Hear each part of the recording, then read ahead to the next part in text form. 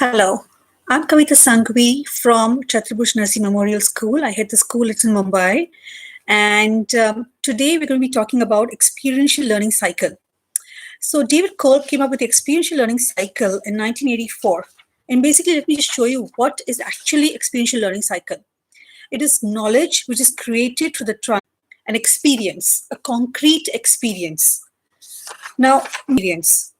So you will be wondering, what is the experience trying to tell me? What is the learning that I take away from here? Then you have abstract conceptualization. From that, you come up with entire basis, the phenomena or the object, or what is it that is actually the principle behind the entire learning of it. And once you've now we're going to have one experience out here live. I'm going to be reading a story to you, a very short story, and I would then want you to reflect on that experience.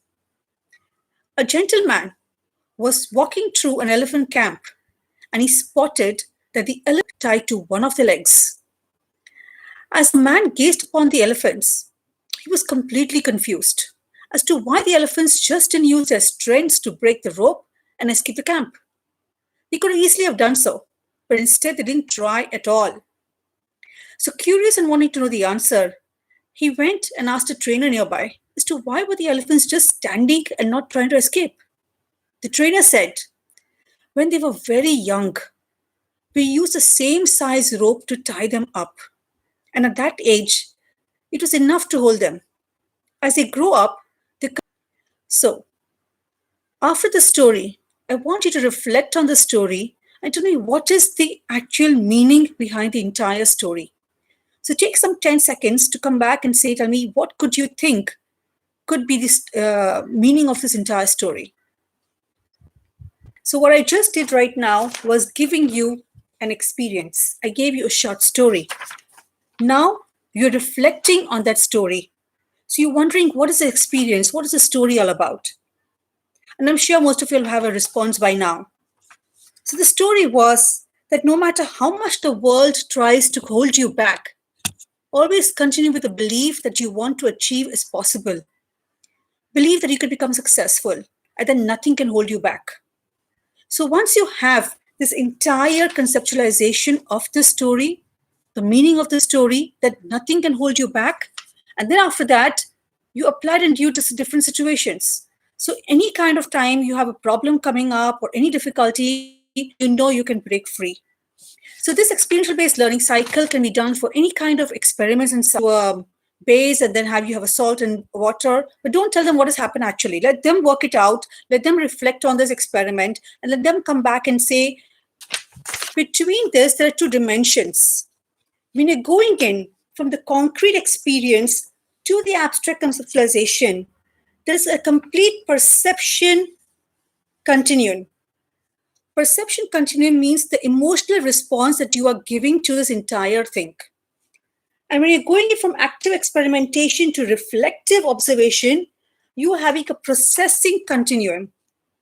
So how are we approaching the task?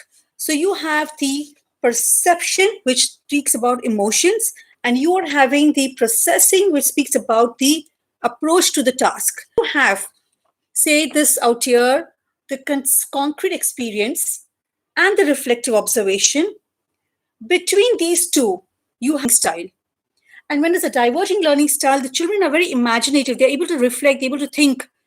So their understanding people is very good. Recognizing problem is very good. Brainstorming is very, very good. So you come to know the learning style of the people when they are either in experiencing a lot of things or they are reflecting a lot of things. Between reflective and they are able to come to an abstract conceptualization, that learning style is called as assimilating. Now in assimilating, basically the children are very good in planning, creating models, defining problems, developing theories, and being very patient. Because when you have to come up with some ideas, you have to think and think and think. So these are the learning style of a child is really assimilating. When you go in from abstract conceptualization to active experimentation. So the child has thought of the concept, he's really understood the entire abstract part, and he's able to apply it to new situations, then that child has got a converging learning style. And in converging learning style, the child is able to solve problems. He's able to make decisions. He's got a very good reasoning capacity. He's able to define the problems, and he's very, very logical. So this kind of thing is called the converging learning style. When the child is able to experiment and able to even experiment, so he's called practical. So in this case, you have 4 learning styles as per Kolb, and therefore you get the different learning style, whether the child is an activist, whether the child is a reflector, whether the child is a theorist, whether the child is a pragmatist. And these, once you have these learning styles, you're able to know your students very well. You're able to make proper groups of the students very well. And then this helps you to have your in-teaching plans aligned to the learning styles of the students. So in basically, when we had a class where you have majority of theorists or more of activists, then you know that you need to do a lot of experiments with them. You need to give them a lot of experiences to them. You have somebody who's more of a pragmatist, then you need to make sure that you give them a lot of solving of problems to them. You have a child who's more of a reflector, then you have kind of situations where you're asking the child to ponder over things. The experiential learning cycle becomes complete. So you start with an experience, you have the students reflect on the experiences, you have the students come up with the concept. I'm asking you to do critical thinking. So child is critically thinking, he's doing a problem solving, he's becoming a reflector. And when you give that experience, it's a real life experience that you're going to give the child. So therefore, the entire class becomes a learner-centered class. So a real life experience, thinking about it, lifelong learning is happening around it because you're solving a real life problem across out here. Finally, when you're coming to the entire concept and then you're applying in a new situation, you're doing a lot of decision making also. And while doing the entire thing, there's a lot of engagement of the children along with it. So the entire class is an engaged classroom with everybody coming together and working towards a lot of things. So that is why it's very, very important that we now shift more to not just experiment, but having an experiment followed by a reflection, followed by asking them to come to the theory, and finally putting them into different situations. The experiential based cycle is very easily available on the net, and I would request every educator to please. Finally, I would like to thank Entab.